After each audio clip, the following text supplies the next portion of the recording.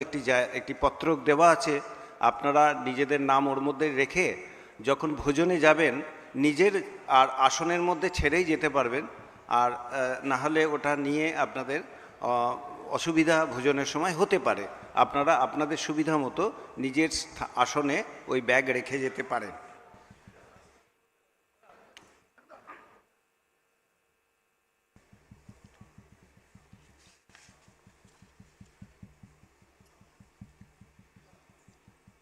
এখন পরম পূজনীয় সরসংঘচালকজি, মাননীয় ক্ষেত্র ও প্রান্ত সংঘচালকজি আগমন হচ্ছে। আমি পরম শ্রদ্ধেয় সরসংঘচালকজিকে আগ্রহ করব ভারত মাতার প্রতিকৃতিতে পুষ্পার্চন করে তারপর আসন গ্রহণ করতে। মাননীয় প্রান্ত সংঘচালকজি এবং ক্ষেত্র সংঘচালকজিও ভারত মাতার প্রতিকৃতিতে পুষ্পার্চন করবেন।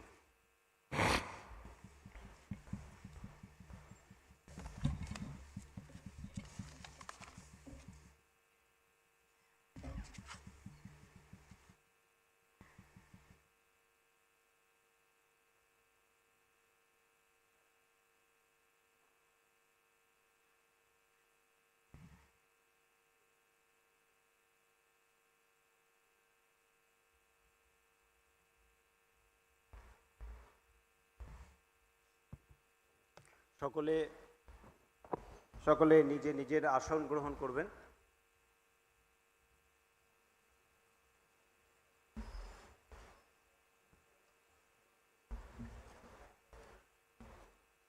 রাষ্ট্রীয় স্বয়ংসেবক সংঘের শতবর্ষে আয়োজিত এই বিশেষ ব্যাখ্যানমালা বা বক্তৃতা সিরিজের মঞ্চে উপবিষ্ট পরমশ্রদ্ধেয় সরসংঘচালকজি, মাননীয় ক্ষেত্র সংঘচালকজি, মাননীয় প্রান্ত সংঘচালকজি এবং আজকে সম্মাননীয় ভদ্রজন সম্মেলনে উপস্থিত বিভিন্ন স্তরের সকল আমন্ত্রিত ব্যক্তিবর্গ ও মাতৃশক্তি, রাষ্ট্রীয় স্বয়ংসেবক সংঘের শতবর্ষ উদযাপনে আয়োজিত এই বিশেষ অনুষ্ঠানে আপনাদের সকলকে আন্তরিকভাবে স্বাগত জানায়। শতবর্ষের অনুষ্ঠানমালার ধারাবাহিকতায় এটি কলকাতায় তৃতীয় ব্যাখ্যানমালা বা বক্তৃতা সিরিজ। দেশের 4টি প্রধান শহরের মধ্যে দিল্লি এবং বেঙ্গালুরুতে পূজনীয় সরসংঘচালকজির উপস্থিতিতে অত্যন্ত বিশিষ্ট নাগরিকদের উপস্থিতিতে এই কার্যক্রম অনুষ্ঠিত হয়েছে।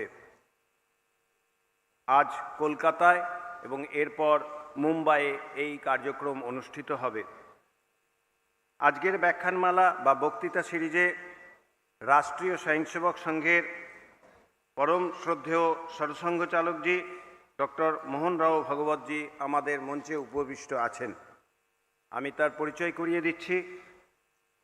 পূজনীয় সরসংঘচালকজির পৈতৃক বাড়ি মহারাষ্ট্রের চন্দ্রপুরে।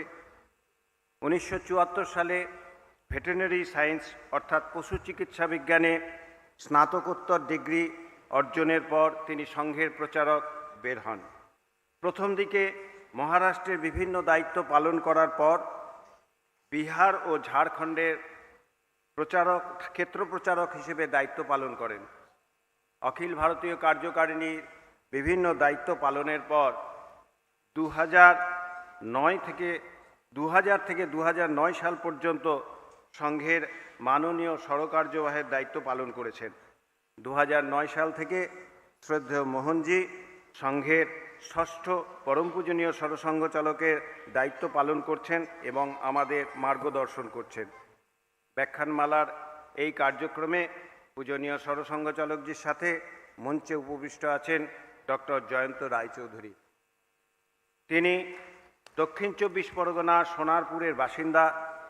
তিনি হাই এনার্জি নিউক্লিয়ার ফিজিক্সে ডক্টরেট ডিগ্রি অর্জন করেছেন। তিনি সোনারপুরের সরকারি উচ্চ বিদ্যালয়ের একজন অবসরপ্রাপ্ত শিক্ষক। তিনি মাননীয় পূর্বক্ষেত্র, যার মধ্যে রয়েছে বাংলা, ওড়িশা, সিকিম, আন্দামান ও নিকোবর দ্বীপপুঞ্জ, এই পূর্বক্ষেত্রের মাননীয় সংঘচালকের দায়িত্ব পালন করছেন। মঞ্চে আছেন কলকাতার বাসিন্দা মাননীয় শ্রী সারদা প্রসাদ পাল। তিনি একজন অবসরপ্রাপ্ত ব্যাংক ম্যানেজার দক্ষিণবঙ্গের মাননীয় প্রান্ত সংঘচালকের দায়িত্ব পালন করছে। আমি এখন মঞ্চে উপবিষ্ট মাননীয় প্রান্ত সংঘচালক শ্রী সারদা প্রসাদ পাল মহাশয়কে অনুরোধ করছি তার প্রাস্তাবিক ভাষণ আমাদের সামনে উপস্থাপন করার জন্য।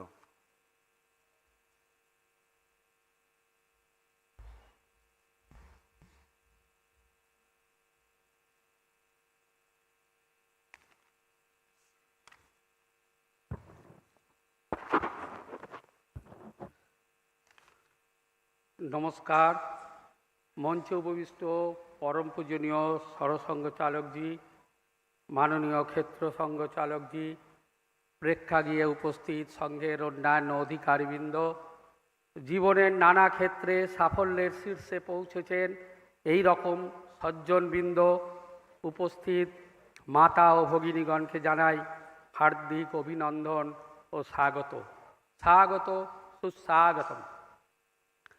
সংঘের শতবর্ষকে কেন্দ্র করে ভারতবর্ষের 4টি স্থানে এই বিশেষ কার্যক্রমের ব্যবস্থা করা হয়েছে। তার মধ্যে দিল্লি ও ব্যাঙ্গালোর কার্যক্রম সম্পূর্ণ হয়েছে। আজ কলকাতার কার্যক্রমে জন্য পূজ্য সরসংঘ চালকজির আগমন। এরপরে ফেব্রুয়ারিতে মুম্বাইয়ের কার্যক্রম হবে।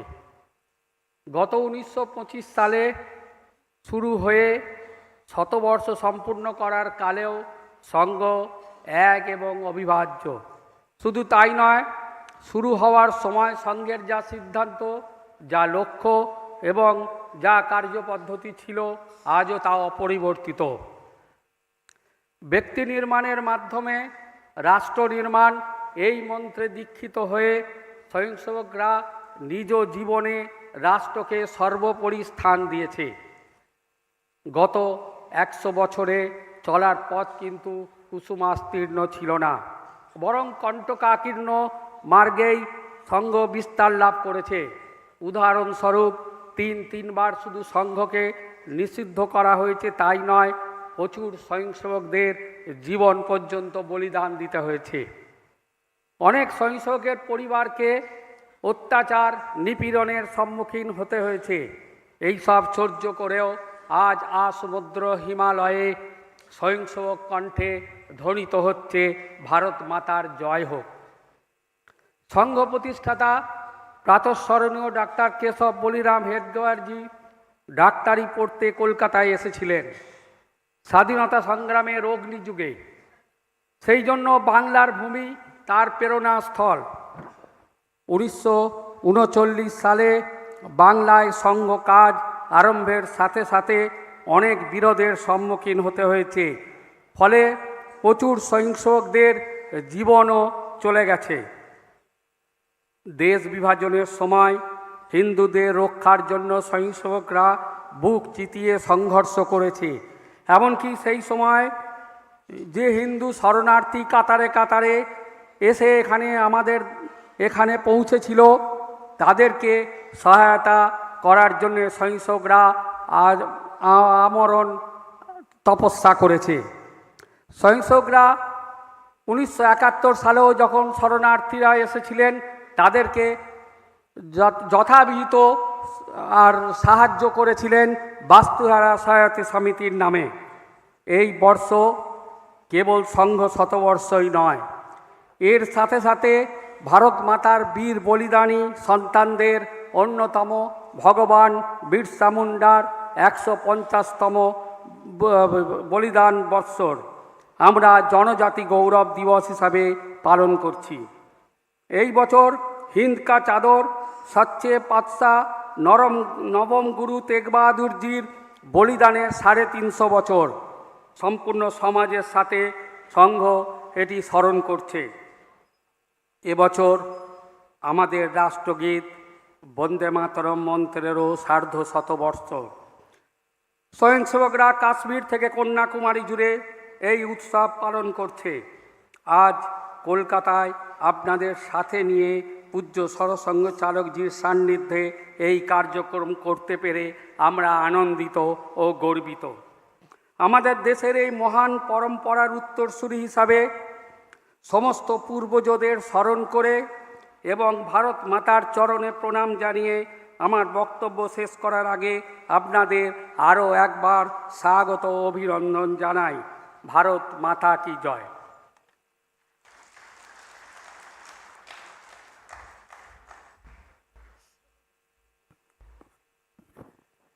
এখন একটি একক গান পরিবেশন হবে। এরপর এই একক গানের পর পূজনীয় সরসঙ্ঘ চালকজিকে বিনীতভাবে অনুরোধ করছি তার বিষয় উপস্থাপন করতে। এখন একক গীত।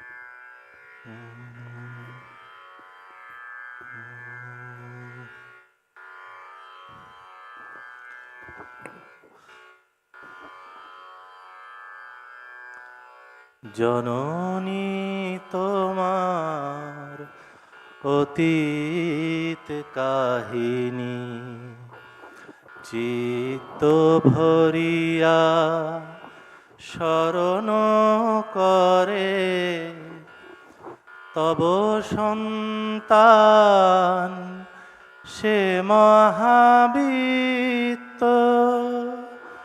নিত্য জীবনে বরণ করে।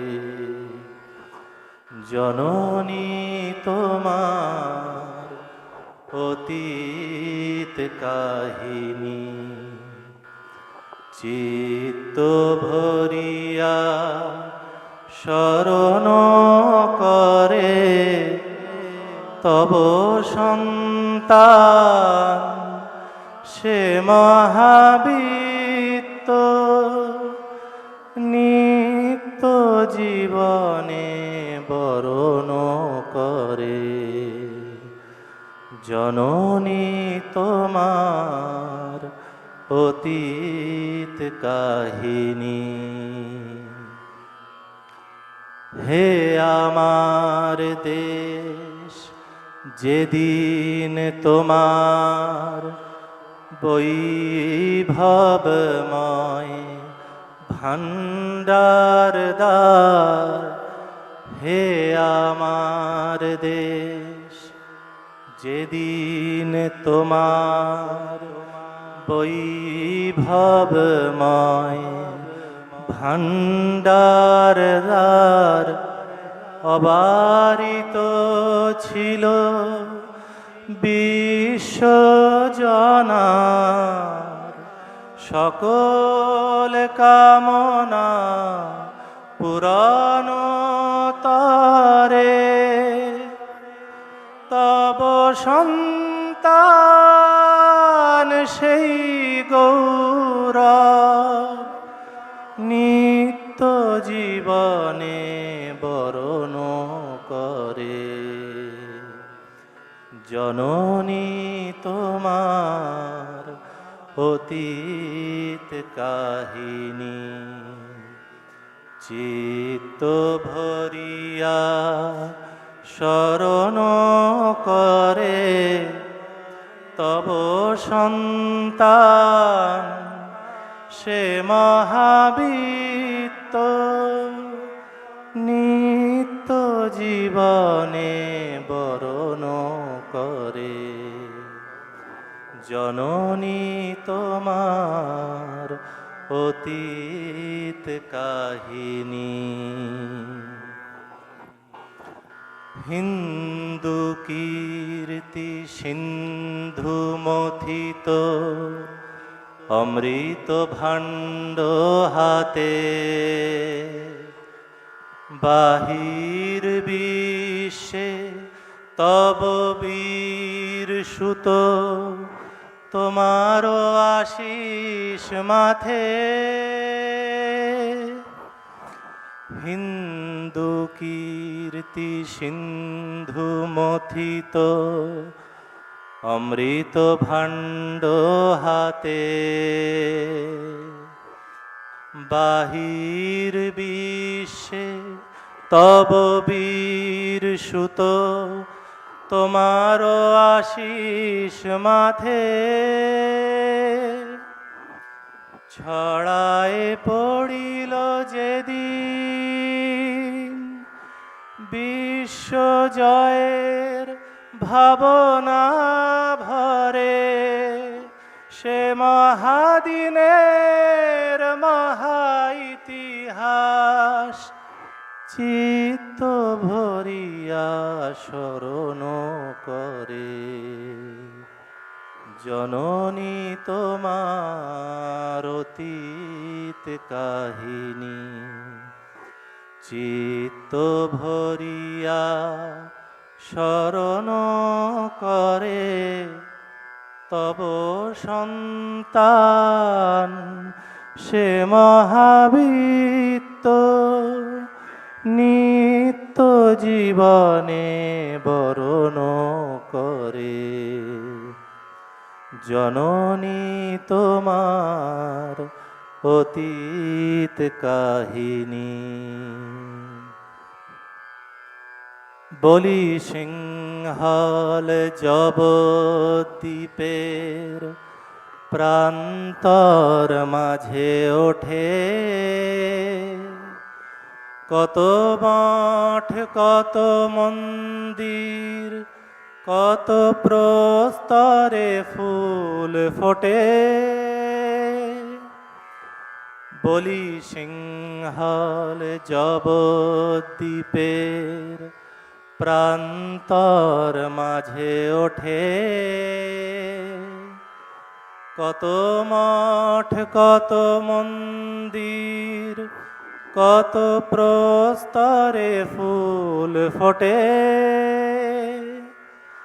তাদের মুখের মধুময় বাণী শুনে থেমে যায় সব হানাহানি তাদের মুখের মধুময় বাণী শুনে থেমে যায় সব হানাহানি ও ভূদয়ের সভ্যতা জাগে বিশ্বের ঘরে ঘরে জননী তোমার অতীত কাহিনী চিত্ত ভরিয়া স্মরণ করে তব সন্তান সে মহাবীত্ত নিত্য জীবনে বরণ করে জননী তোমার অতীত কাহিনী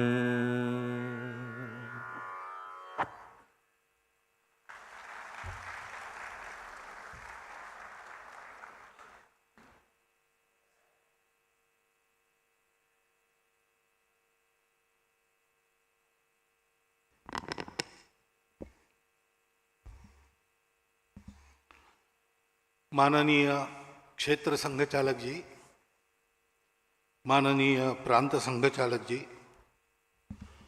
उपस्थित अन्य अधिकारीगण, नागरिक सज्जन, माता भगिनी,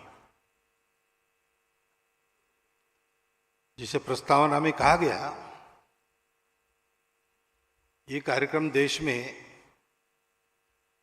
2 जगह हो गया, ये तीसरा है और चौथा मुंबई में होगा,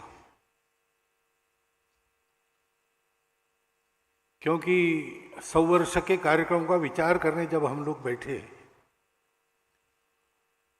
तो बात ध्यान में आई कि अब संघ का नाम तो सब जानते हैं, आरएसएस कहने से सारी दुनिया में लोग जानते हैं,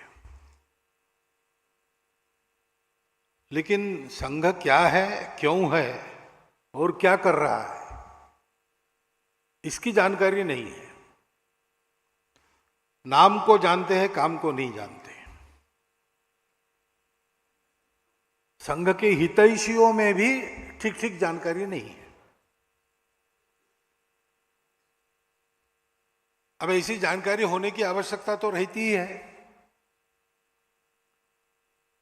ऊपर से संघ का काम देश में एक अनोखा काम है, दुनिया में एक अनोखा काम है। आजकल देश विदेश के लोग आते हैं संघ को देखने के लिए, हमारे कार्यक्रमों में आते हैं, देखते हैं। यूरोप के, अमेरिका के, अफ्रीका के, ऑस्ट्रेलिया के, एशिया के सभी जो आते हैं एक प्रश्न जरूर पूछते हैं बाद में कि हमारे देश के नई पीढ़ी के लिए हम भी कुछ ऐसा करना चाहते हैं, तो आप किस प्रकार हमको ट्रेनिंग दे सकते हैं। यानी जो संघ जिस पद्धति से चल रहा है वैसी पद्धति उनके भी पास नहीं है। और अपने देश के इतिहास में भी देखेंगे तो भी मुझे लगता नहीं कि तथागत बुद्ध के बाद इस प्रकार का प्रयास और पूरे भारत में एक साथ हुआ है। और इसलिए संघ को जानना है तो जो हमेशा की पद्धति है, अंग्रेजी में कहते हैं फ्रॉम नोन टू अननोन, ऐसा इसको समझ नहीं सकते, क्योंकि इसको जानने के लिए इसकी तुलना का दूसरा कुछ नहीं है।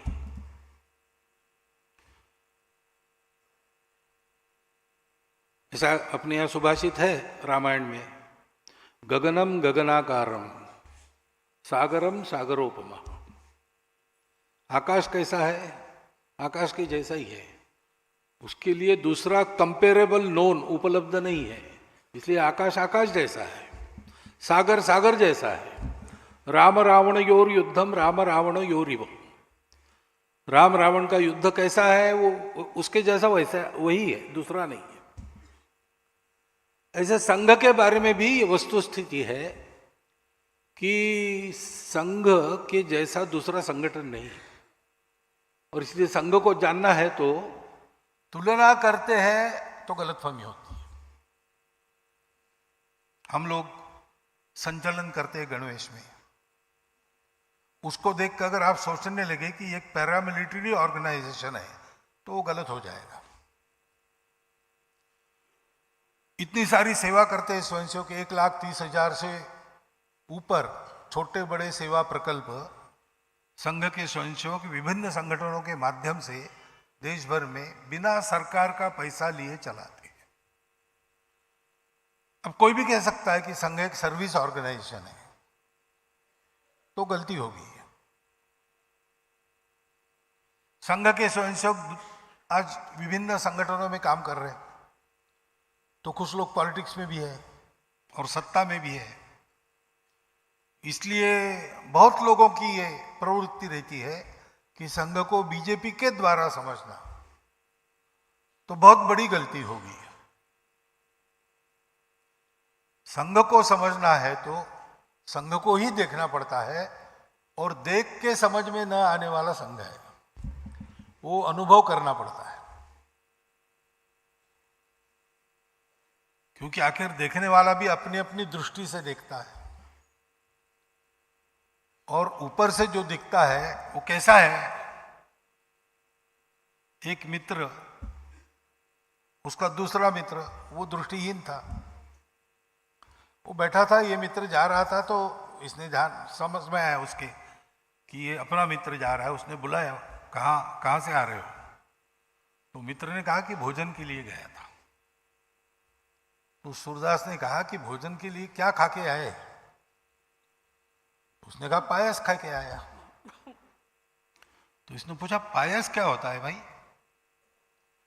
अरे पायस दूध से बनता है ना, सफेद सफेद बनता है। तो उसने कहा दूध तो पिया हूं मैं, लेकिन सफेद क्या होता है? उसने कहा सफेद मालूम नहीं तुमको, बगुले जैसा। तो उसने कहा बगुला क्या होता है? मित्र को लगा कि भोजन करके आए, पायस खा के आए, थोड़ा सोना है, इसके प्रश्नों के उत्तर देते बैठे तो क्या होगा। उसने कहा मैं बगुले के आकार से तुमको परिचित कराता हूं, ये मेरा हाथ, तुम हाथ लगा के देख लो। उसने अपना हाथ ऐसा किया और कहा कि इसको हाथ लगा के देख लो। तो सूरदास ने उसको देखा ठीक ऐसा करके, और फिर उसने पूछा कि इतना टेढ़ा पायस तुमने खाया, तुम्हारे गले में नहीं अटका क्या?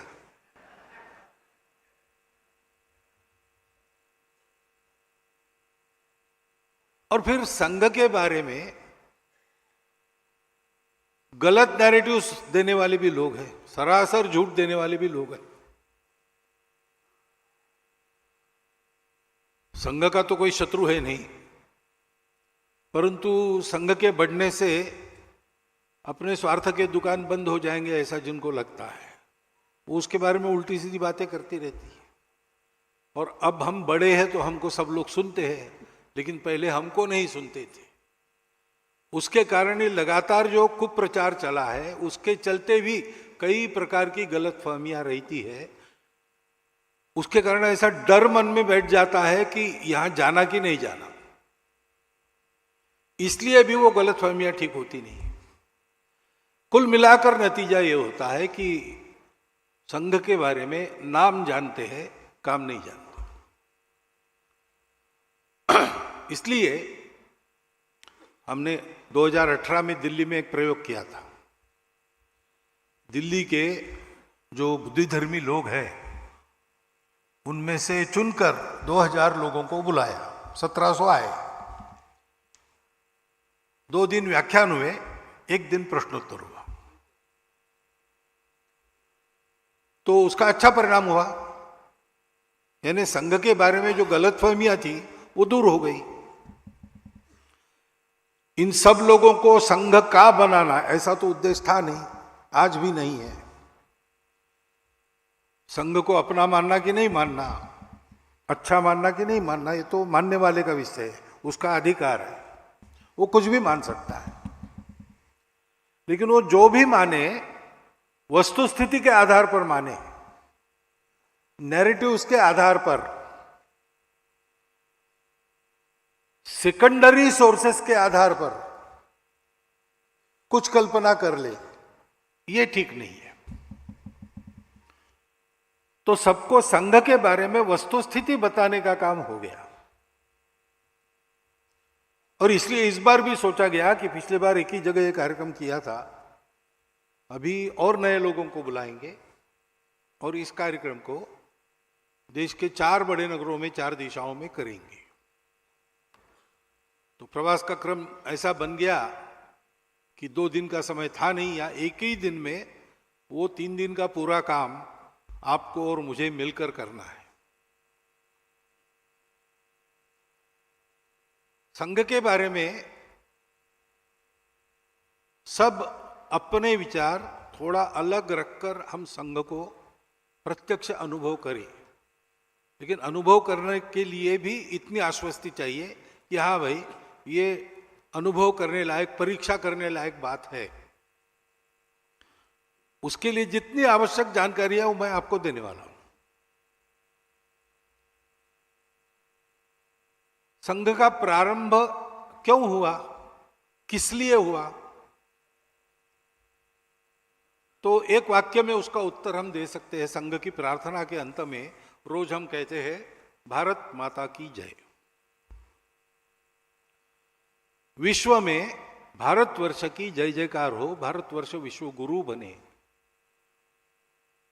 तो भारतवर्ष के समाज में वो शक्ति पैदा हो और उसके कर्तृत्व से भारत ऐसा बने,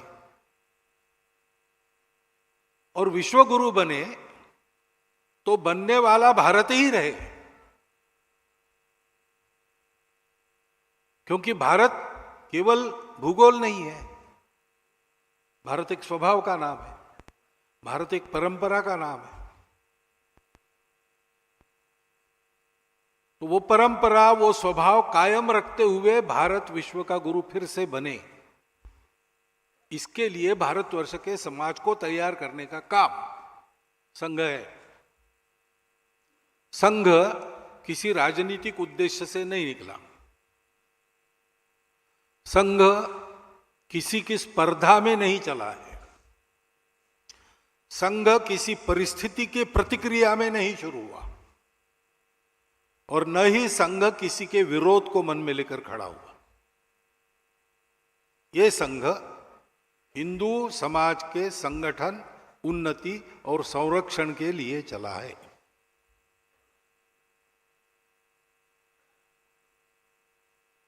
प्रयास बहुत लोगों ने किए। 1857 में ब्रिटिशों के खिलाफ अपना एक संघर्ष हुआ, देशव्यापी संघर्ष हुआ, परंतु हम लोग उसमें हार गए। हार गए तो विचार मंथन शुरू हुआ अपने तत्कालीन नेताओं में कि अपने ही देश में इतने सारे हम लोग हैं, हमारे राजा है, हमारी सेनाएं हैं, एक से एक कुशल योद्धा हमारे पास थे। ये सब होने के बाद भी मुट्ठी भर अंग्रेज बाहर से आए और उन्होंने हमारे देश को जीता और हमको परास्त किया। ये क्यों हुआ? तो मंथन में से एक उत्तर मिला, उसकी एक धारा बन गई कि भाई अभी हार गए तो क्या हुआ, फिर से यही सशस्त्र प्रतिकार करना चाहिए और अंग्रेजों को शस्त्राचार के द्वारा भगा देना चाहिए। तो 1857 में तो कंपनी का राज्य बाद में गया और रानी का राज्य आ गया, इन्हें हम पूरे गुलाम बन गए, हमारे राजा मांडलिक बन गए, तो हमारी अपनी सेना तो थी नहीं।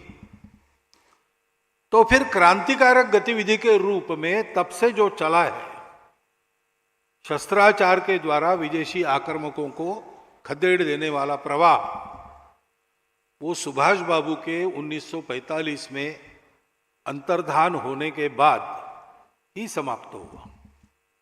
47 में हम स्वतंत्र हुए, फिर उसकी आवश्यकता नहीं रही।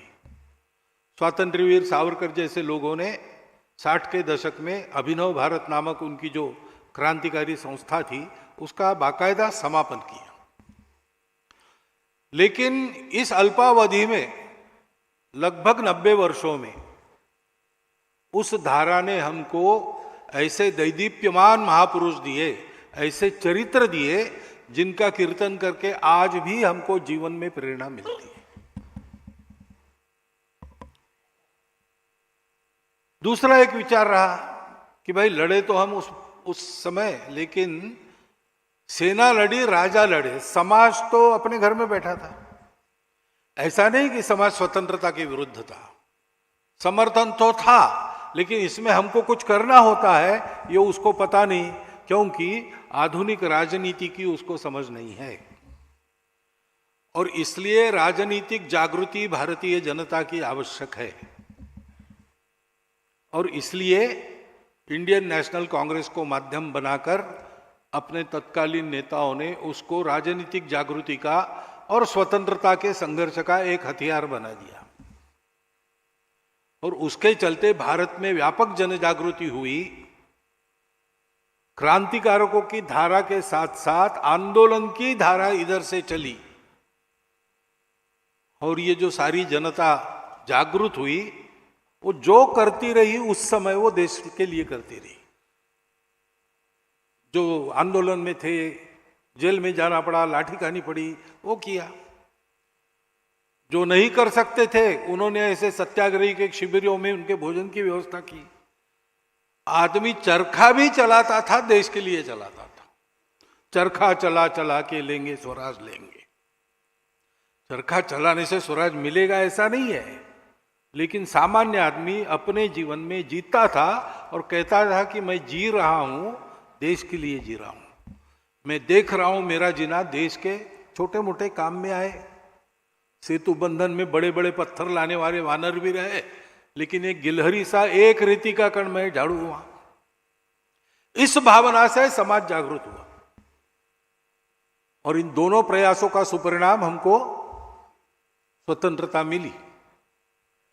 परंतु उसी समय 1857 के बाद एक और धारा चली, जो सोचते थे कि अपने समाज का स्तर अंग्रेजी समाज से कम हो गया है, क्योंकि हम रूढ़ी कुरीतियों के शिकार हैं, दक्कनियानुसी बातों पर अंधविश्वास रखते हैं, और इसलिए पहले समाज सुधार होना चाहिए, बाद में स्वतंत्रता। अभी स्वतंत्रता पाने लायक हम नहीं है, और इसलिए राजा राम मोहन राय के समय से वो जो धारा चली है समाज सुधार की, आज भी चल रही है। परंतु दुर्भाग्य से क्यों हुआ, क्या हुआ पता नहीं, ये हुआ कि वो एक द्वीप बनकर रह गया समाज के सागर में। हमारे विदर्भ में एक गांव है, वहां 38 जातियां रहती थी। वो जाति भेद भी था, तो एक महात्मा वहां गए, उन्होंने सारा भेद समाप्त करके जाति विरहित गांव ऐसा बनाने का प्रयास किया। 30 वर्ष वहां रहे, वहीं उनकी समाधि हुई। बड़ी श्रद्धा उनके बारे में है, मंदिर के सामने उनकी समाधि, उसकी भी पूजा प्रतिवर्ष होती है, मेला लगता है, ये सब है। परंतु जो 38 जातियां थी वो कायम है। 39वीं जाति एक आ गई जो जाति को नहीं मानती, ऐसा हो गया। अभी क्यों हुआ, क्या हुआ, कैसा हुआ, इसमें जाने को मैं कोई नहीं, हुआ है। उपयुक्त सुधार भी द्वीप बन के रह गए। और एक विचार था उसी समय चला कि हम में ये सारी गिरावट क्यों है, जागृति क्यों नहीं, समाज में सुधार क्यों नहीं, तो हम अपने आप को भूल गए और इसलिए अपनों को भूल गए। अपना इतना बड़ा समाज दरिद्री है, अज्ञानी है, किसी को चिंता नहीं है। क्योंकि अंतर्निहित एकता की बात जो हमारे संस्कृति में चलती आई है,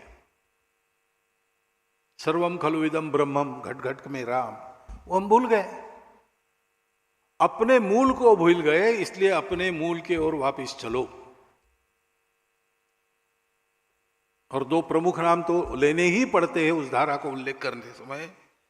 एक है यहाँ के स्वामी विवेकानंद, दूसरे पंजाब के स्वामी दयानंद महर्षि।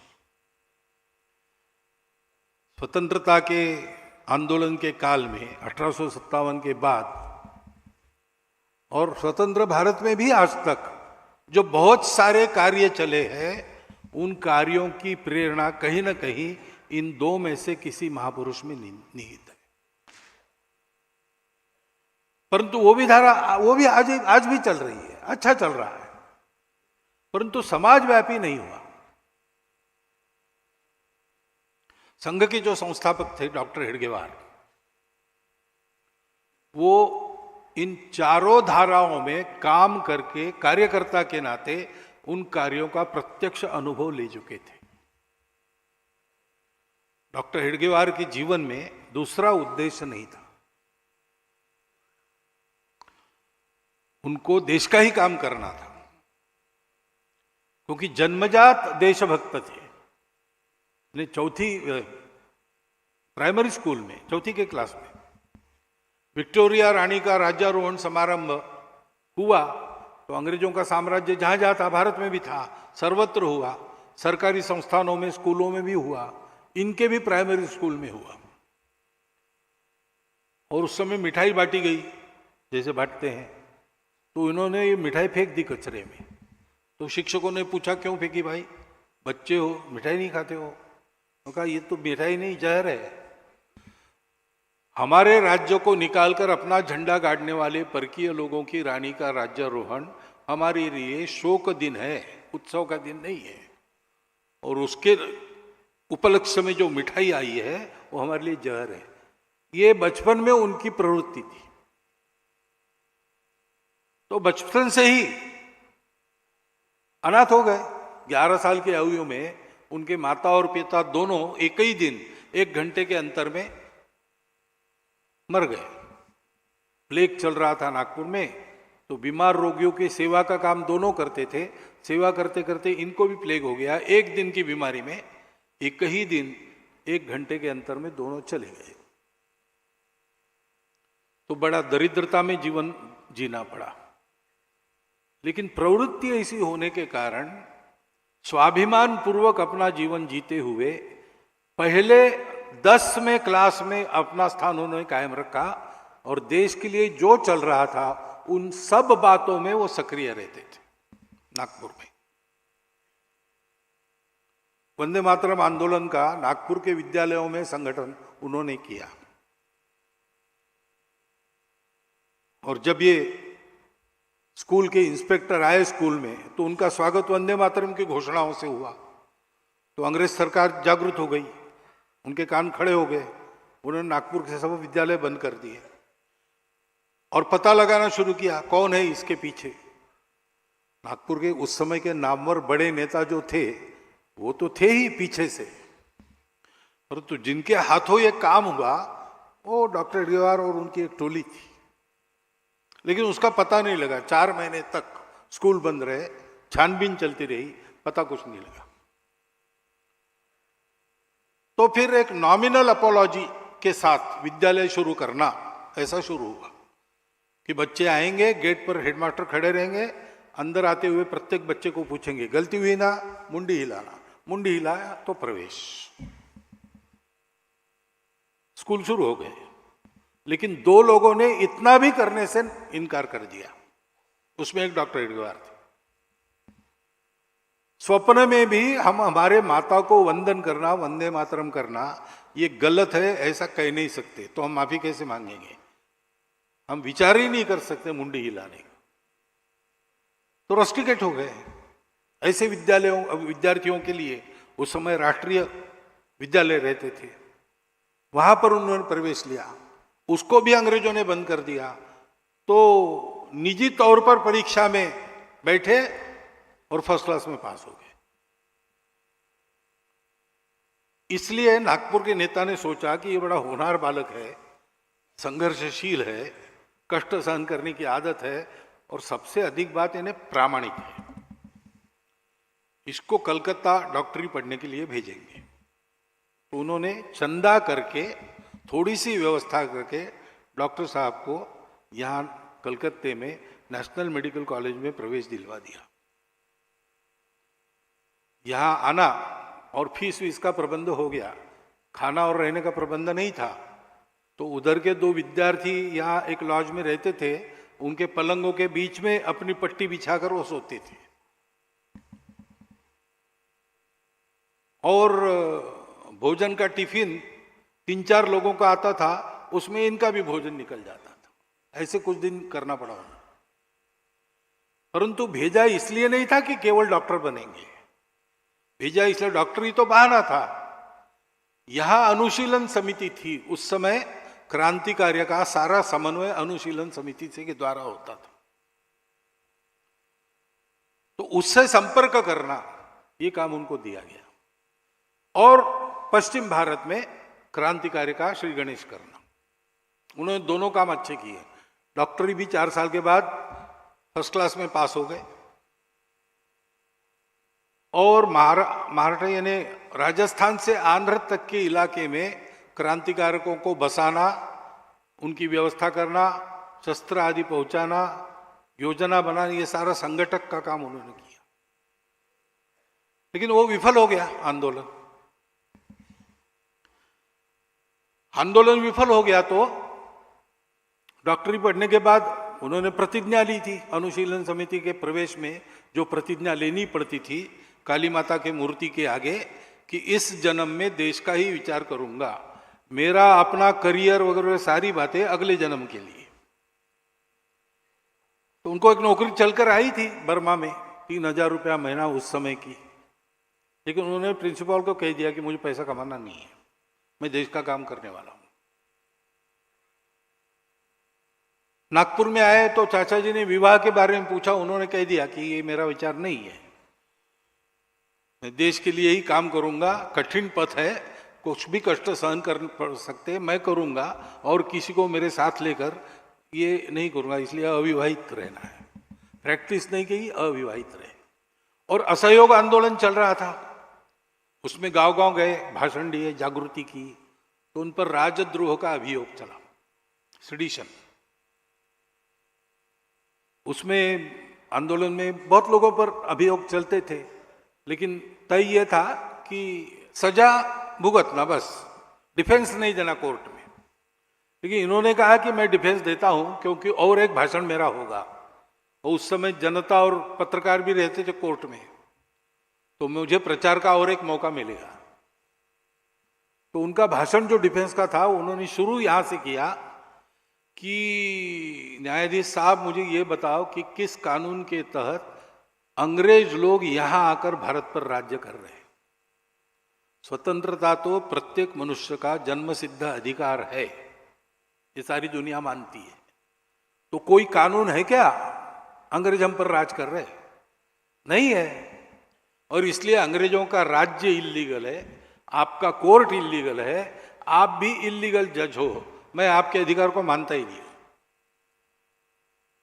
मैंने यही बताया देशवासियों को कि स्वतंत्र होना हमारा अधिकार है, और स्वतंत्र कैसे होना ये मैंने उनको बताया। सर्वसम्मत कानून के आधार पर जो है वो मैंने बताया। मैंने कोई गुनाह किया नहीं, और मैंने किया गुनाह कि नहीं गुनाह इसका निर्णय आप नहीं कर सकते, क्योंकि मैं आपको मान्यता नहीं देता। तो उनको 1 साल सश्रम कारावास की सजा देते समय मैजिस्ट्रेट ने रिमार्क लिखा, ऑबिटर डिक्टा कहते हैं ना, ऐसा लिखा कि इनके जिन भाषणों के कारण इन पर आरोप लगा है उससे इनका डिफेंस का भाषण ज्यादा सेडिशियस है। ऐसे वो थे।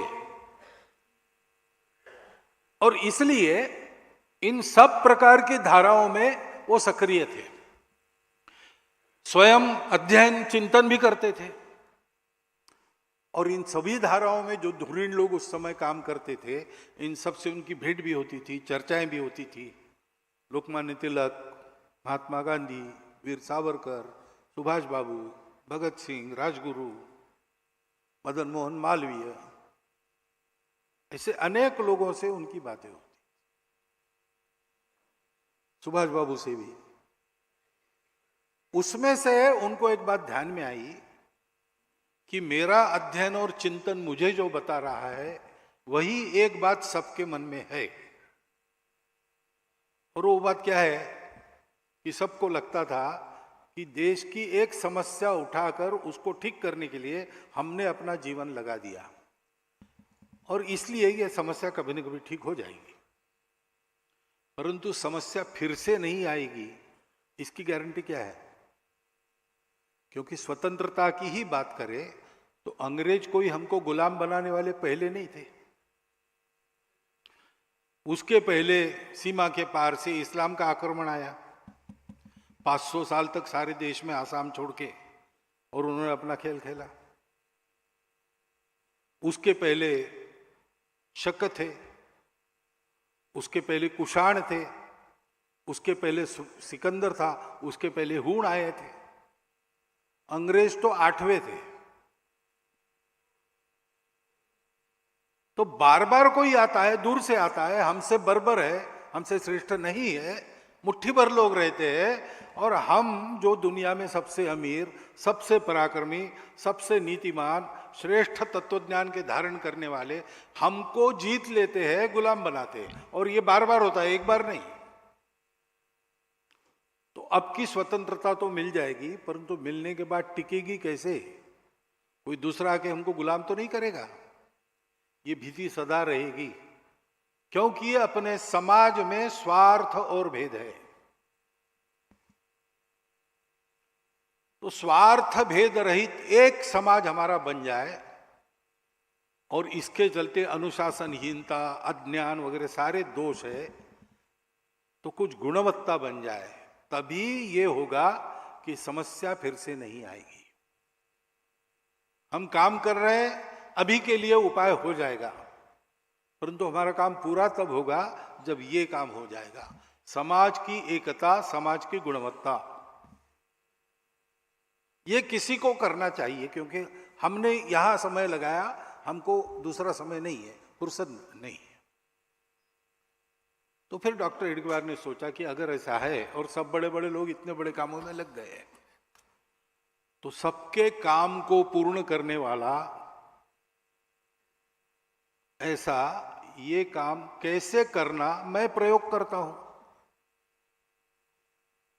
त्रैलोक्यनाथ चक्रवर्ती जी को मिलने आए थे, डॉक्टर ही होकर नागपुर गए उसके बाद, या उस समय ही आए थे, और उनसे उनकी चर्चा हुई। तो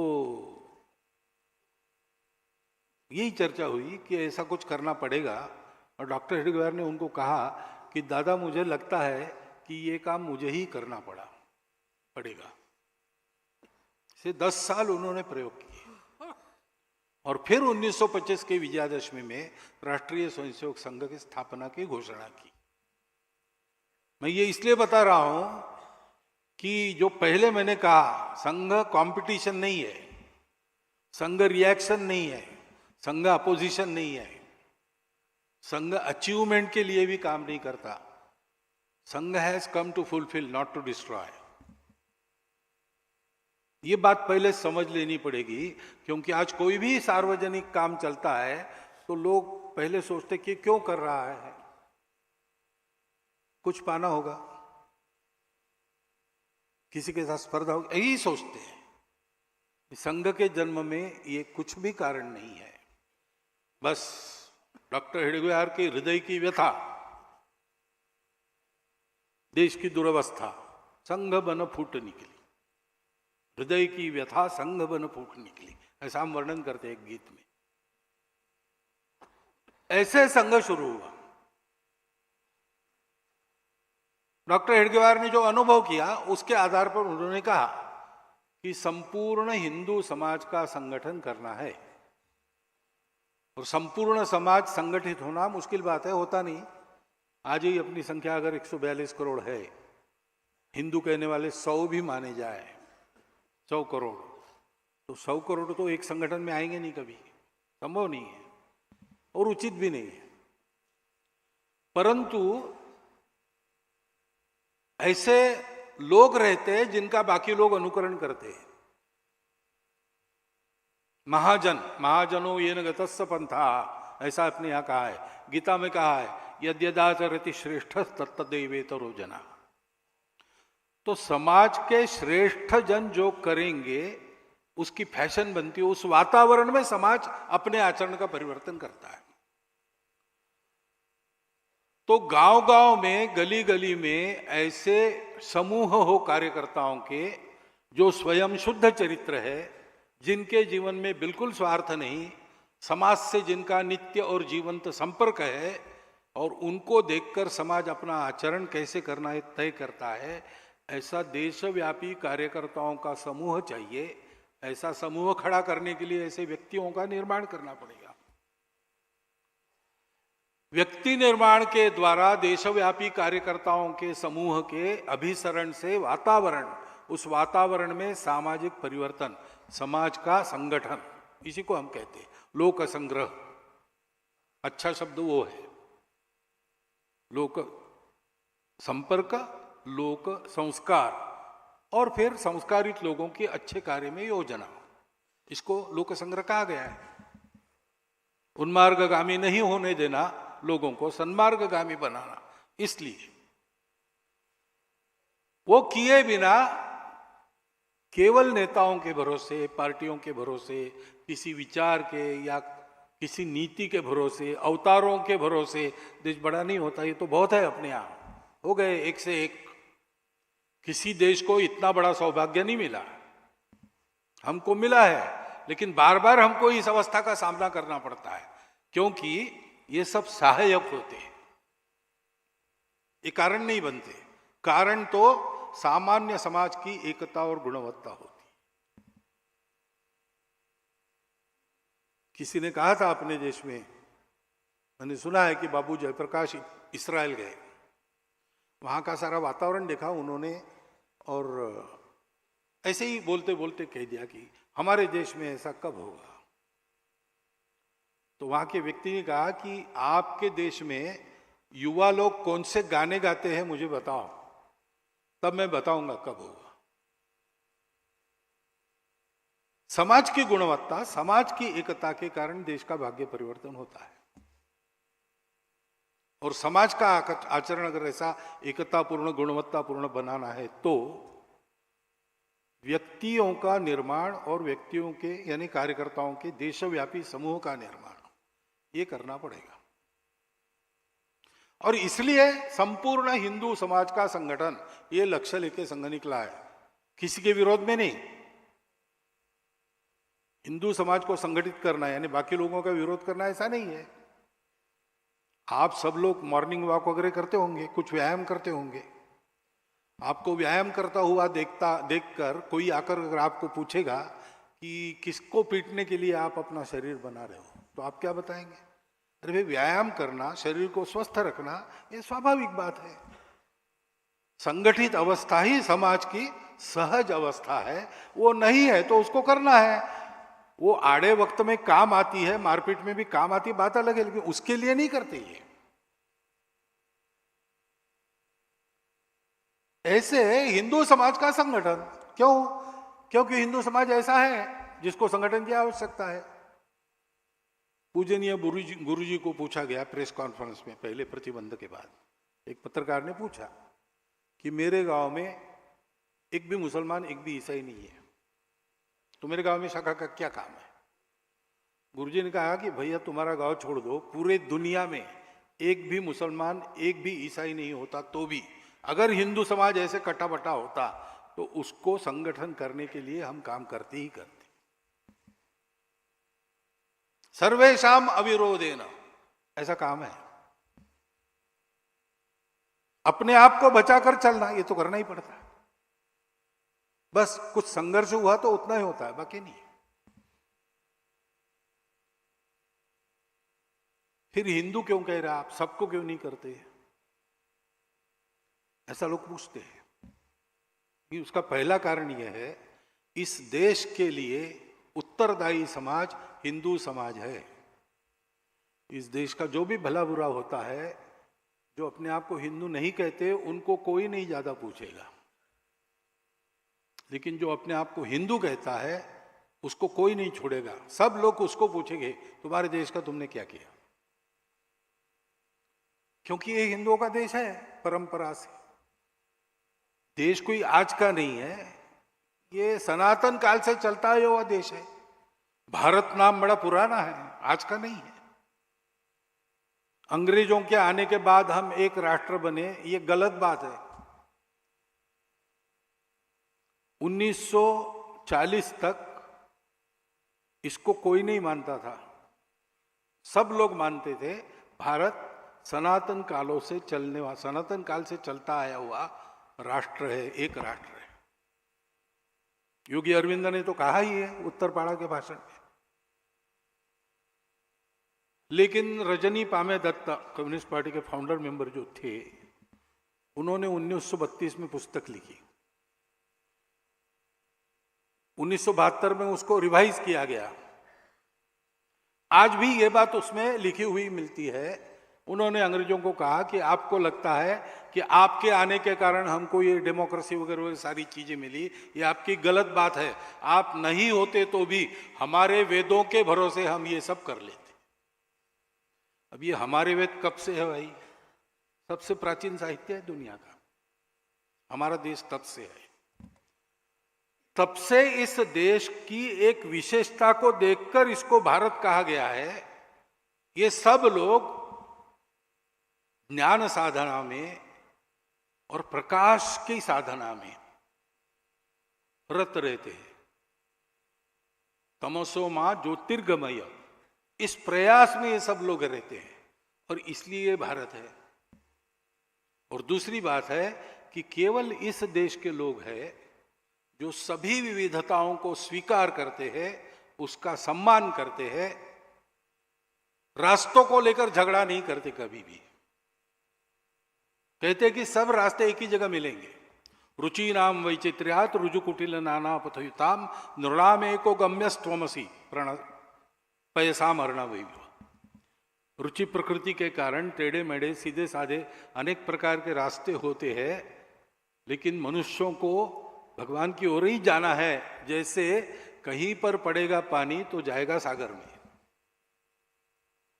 इस बात के चलते सभी विविधताओं को सत्य मानने वाला, स्वीकार करने वाला, आदर करने वाला और ये कहने वाला कि अपनी अपनी श्रद्धा पर पक्के रहो, दूसरों की श्रद्धाओं का सम्मान करो, भद्र व्यवहार आपस में करके मिलकर चलो। संगच्छध्वम संवदध्वम संवो मनावसी जानता। ये जिसकी विशेषता है वो भारत देश है। ये दोनों विशेषताएं इस देश में चलती आई, इस देश के अच्छे दिनों में भी और बुरे दिनों में भी। यहाँ के लोगों ने इसको नहीं छोड़ा, अभी तक उसको संभाल कर लाया है, क्योंकि कभी कभी दुनिया को आवश्यकता पड़ती तब इसी देश से उनको ये सारा पाते मिलता है। ये किसने किया है? परंपरा से जिसने ये किया है उसको हिंदू नाम है। हिंदू नाम किसी पूजा का नाम है क्या? किसी एक खान पान रीति रिवाज का नाम है क्या? एक भाषा, एक भूषा, इसका नाम है क्या? ऐसा नहीं है। हिंदू वास्तव में नाम भी नहीं है, हिंदू एक विशेषण है, एडजेक्टिव है। हम उसका नाम जैसा आजकल उपयोग करते हैं, ये हमारी गलती है। इस स्वभाव के जो लोग हैं उनकी पूजा कोई भी हो, स्वदेशी हो या विदेशी हो, उनकी भाषा कोई भी हो, स्वदेशी हो या विदेशी हो, उनके खान पान, रीति रिवाज सब कुछ अलग अलग होने के बाद भी ये अगर मानते हैं तो वो हिंदू संस्कृति के अंदर, हिंदू धर्म के अंदर चल रहे। फिर से धर्म यानी रिलीजन नहीं, संस्कृति यानी कल्चर नहीं, ये अपने शब्द है, अपनी परंपरा के शब्द है। उसके अर्थों के बारे में आज मैं नहीं बोलूंगा, आप लोग अध्ययन कर सकते हैं। सर्वसमावेशक, सबको, सबका कल्याण चाहने वाला, सारी पृथ्वी को कुटुंब मानने वाला, विश्व एक घर बनकर रहे ऐसी कल्पना करने वाला, इस देश का ये विरासतदार है, वो हिंदू है। वो इस देश से क्यों जुड़ा है? क्योंकि इस देश के कारण ही हम ऐसे बने हैं। अपनी मातृभूमि सुजल सुफल मलय शीतल थी, उस समय जनसंख्या भी कम थी, इसलिए स्ट्रगल फॉर एग्जिस्टेंस वगैरह हमारे यहां नहीं हुआ। सब खा सकते थे, सब मेहनत करते थे, खाते थे, भरपूर था। और उस समय तो पहाड़ और सागर लांग के कौन देश में आएगा? बाहर से कोई आ नहीं सकता था। इक्के दुक्के आ गए तो उनको हम बसा लेते थे। अरे हमारी देवी देवता अलग है, तो हमारे पहले से 33 करोड़ है। हमारी भाषा अलग है, हमारी पहले से भाषाएं अनेक है। और इसलिए ना हमको बाहर लड़ने की जरूरत पड़ी, अंदर लड़ने की जरूरत पड़ी। और हमको फुर्सत भी मिली। उस फुर्सत का उपयोग हमने सुख का निदान खोजने के लिए किया।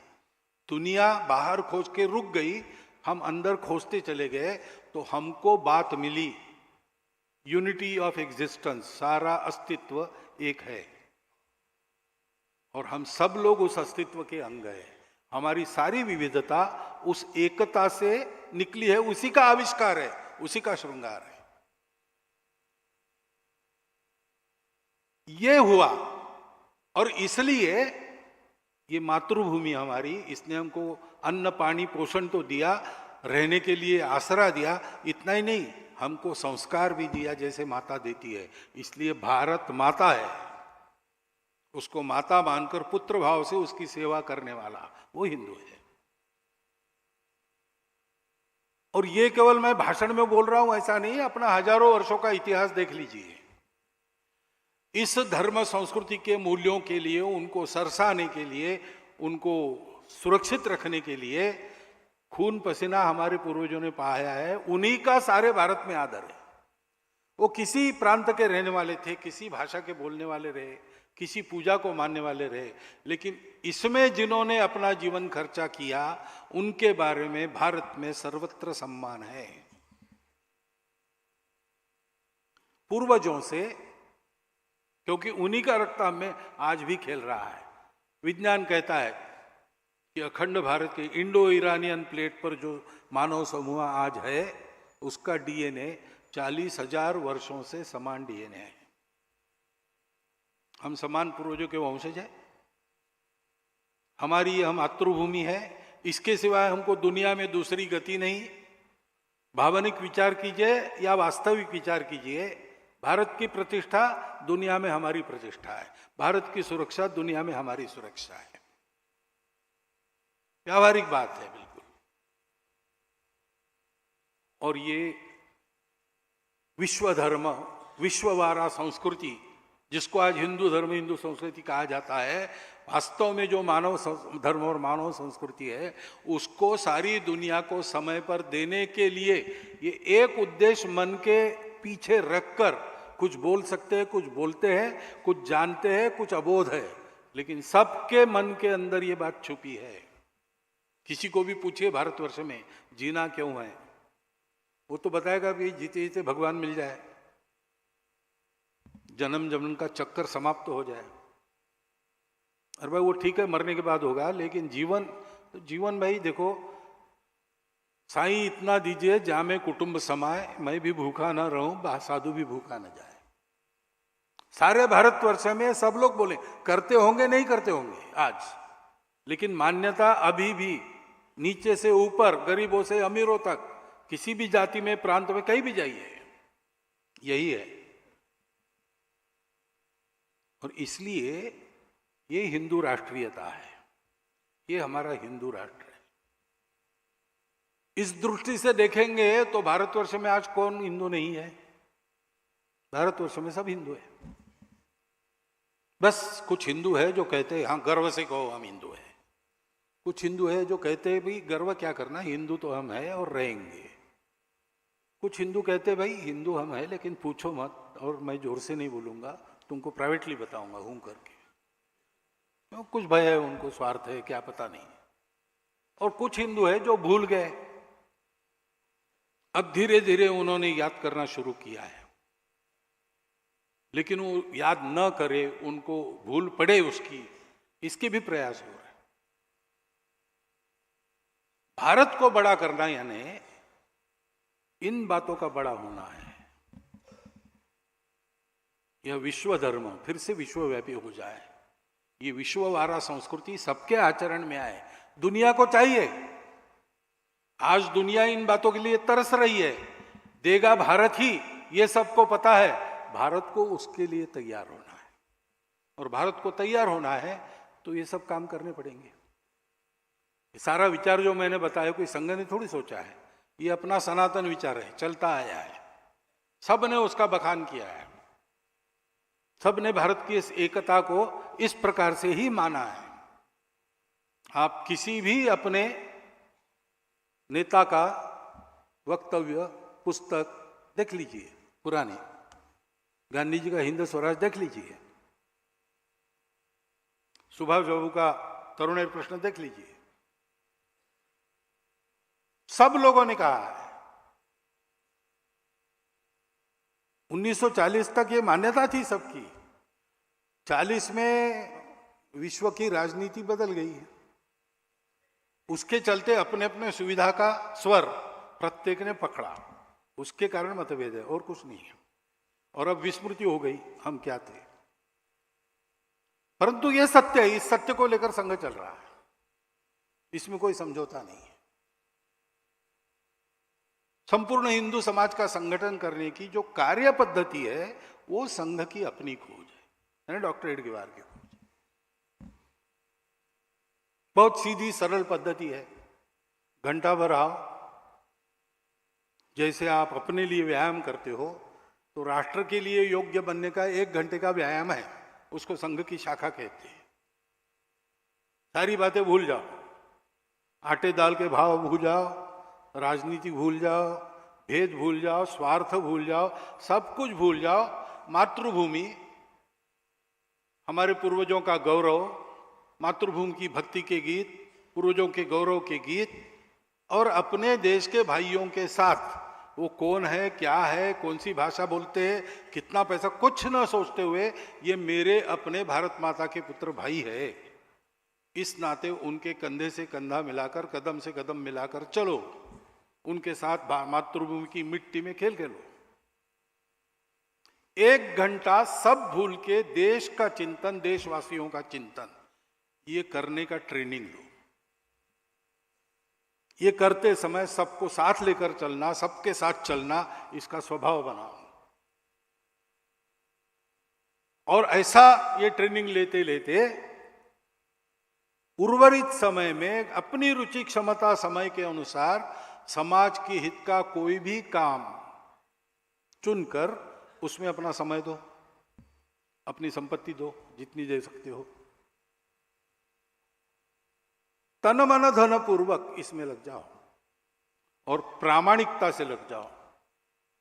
किसी को दिखाने के लिए नहीं करना है, स्कोर कार्ड पर स्कोर बढ़ाने के लिए ही करना है।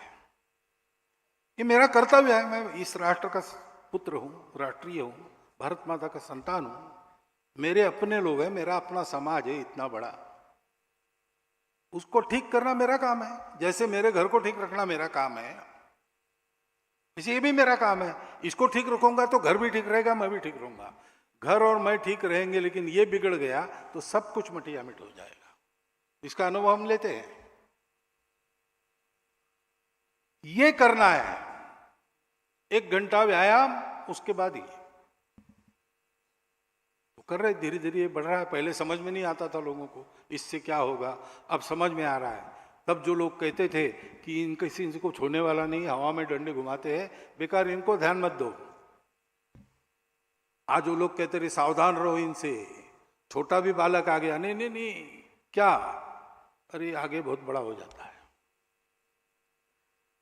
लेकिन बड़ा हो जाता नहीं, किसी के विरोध में नहीं हो जाते, देश के लिए चल रहा है भाई, सारे देश को ये कर। हमको समाज का संगठन करना है, समाज में अपना अलग प्रभावी संगठन नहीं करना है, क्योंकि देश का भाग्य परिवर्तन संपूर्ण समाज के लगने से होता है। जैसे नेता नारा नीति पार्टी अवतार विचार महापुरुष काम नहीं करते, सहायक होते हैं, वैसे संघ जैसा संगठन भी वो कारण नहीं होता, वो सहायक होता है। कारण तो पूरे समाज की एकता और गुणवत्ता होती है, उसको बांधने का काम ये संघ का काम है, और कोई संघ का काम नहीं है। स्वयंसेवक बहुत काम करते हैं, सेवा कर रहे हैं, वो उनके काम है। संघ ने तो पहले से तय किया कि हम यही एक काम करेंगे, क्योंकि ये बड़ा समय खाने वाला और बहुत उस पर केंद्रित होकर करने वाला काम है। वहां कोई दुविधा नहीं चलती, 10 काम नहीं चलते, इसी पर केंद्रित होना पड़ता है। और इसलिए संघ ने कहा कि संपूर्ण हिंदू समाज को संगठित करना छोड़कर हम कोई काम करेंगे नहीं, और वो काम हमारा होने के बाद हमको दूसरा कोई काम करना नहीं, क्योंकि तब किसी संगठन की आवश्यकता नहीं रहेगी, संगठित समाज अपना काम कर लेगा। लोगों ने पूछा फिर कैसे होगा, संघ कुछ नहीं करेगा, फिर बाकी सब होगा, कैसे होगा भाई, स्वयंसेवक कुछ नहीं छोड़ेगा। तो संघ से तैयार हुए स्वयंसेवक जब संख्या बढ़ी, तब वो सोचने लगे समाज में कहाँ आवश्यकता है वहां काम करेंगे। जैसा उनको लगा वैसे गए, अपने मन से गए, वहां उन्होंने काम खड़े किए, अथवा पहले से चल रहे थे अच्छे काम, उसमें शामिल हो गए। चल पड़े ये काम तो उनको सहायता की आवश्यकता हुई, तो सहायता संघ ने की, आज भी करता है और सबको करता है। अच्छे काम के लिए कोई भी आता है तो हम उसका विचार नहीं देखते, हम उसकी पार्टी भाषा भूषा कुछ नहीं देखते, काम अच्छा है, समाज के हित का है और प्रामाणिकता से निस्वार्थ बुद्धि से चल रहा है, तो हम सबको मदद करते हैं। मैं अनेक उदाहरण बोल सकता हूं, लेकिन बताना ठीक नहीं है। एक तो अपनी जाहिरात भी करनी नहीं है और शायद कठिनाई होगी किसी को, लेकिन सबको हम मदद करते हैं। अच्छे काम में निस्वार्थ बुद्धि से किया जाता है। अच्छा काम करो और बाद में टिकट मांगो, ऐसा नहीं, ऐसा हम चलते हैं, ऐसा संघ चल रहा है। 100 साल चला है, आसानी से नहीं चला है, बहुत कष्ट हुए, क्योंकि पहले तो डॉक्टर हेडगेवार अकेले ही थे जो ऐसा सोचते थे। तो ये 1 से दशलक्ष होकर कोटियों को है बुलाते, ये अवस्था कैसे आई और इस अवस्था को पाने के बाद अब आगे हमारा क्या विचार है, इसके बारे में जानकारी मैं अगले वक्तव्य में दूंगा।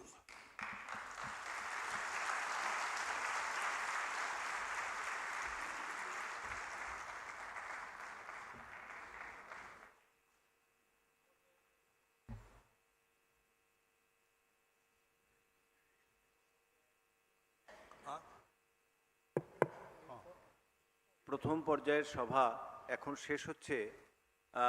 আমাদের নিচে বেসমেন্টে চায়ের ব্যবস্থা আছে, আপনারা অনুগ্রহ করে চা গ্রহণ করবেন।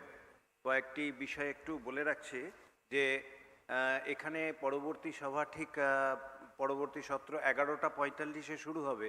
সকলের কাছে অনুরোধ 11:40-এর মধ্যে নিজের আসন গ্রহণ করবেন।